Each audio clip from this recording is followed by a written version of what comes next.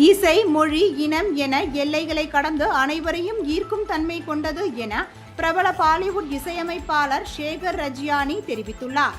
சர்வதேச மகளிர் தினத்தையொட்டி இசையமைப்பாளர் ஷேகர் ரஜ்யானி மற்றும் குளோபல் ஸ்கூல் குழுமம் இணைந்து மாணவி ஆராதனா செந்தில் ராஜாவின் குரலில் பையா பையா பாடலை வெளியிட்டுள்ளது. பாடல் உருவான வீதம் குறித்து இசையமைப்பாளர் ஷேகர் ரஜ்யானி மற்றும் இளம் பாடகி ஆராதனா பத்திரிகையாளர்களிடையே பகிர்ந்து கொண்டனர்.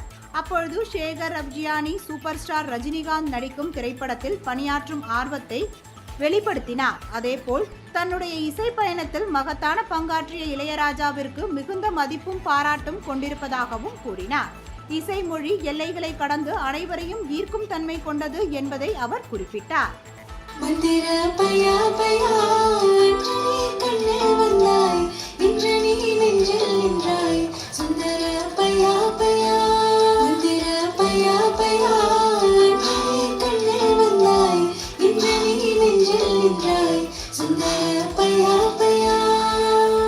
நான் வந்து இந்த பாட்டு பாடும்போது நான் வந்து அவ்வளோ சந்தோஷமாக இருந்தேன்.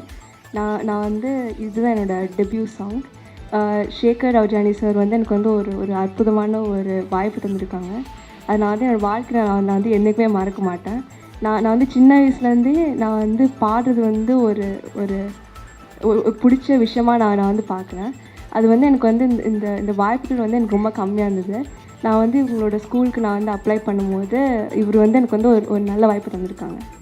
ஆமாம், நான் அந்த 3 நாள் பாடும்போது நான் வந்து அதில் வந்து வார்த்தையால் சொல்ல முடியாது. நான் அவ்வளோ சந்தோஷமாக இருந்தேன் நான் பாடும்போது. Sir, Raja, sir, I have to stand and talk about Raja sir. I can't sit. My deepest love and gratitude for Raja sir for all the music he has taught us and for all the learnings through his compositions. Paya Paya is actually a tribute to Raja sir in my head. For the most important thing is that the tune has to be powerful, and Raja sir's strength is the tune and his modern orchestration. From that time onwards, I think not just me, but I think every single musician in the country looks up and is inspired by Raja sir. So I know he is here in Chennai, and I wish I can just touch his feet and take his blessings.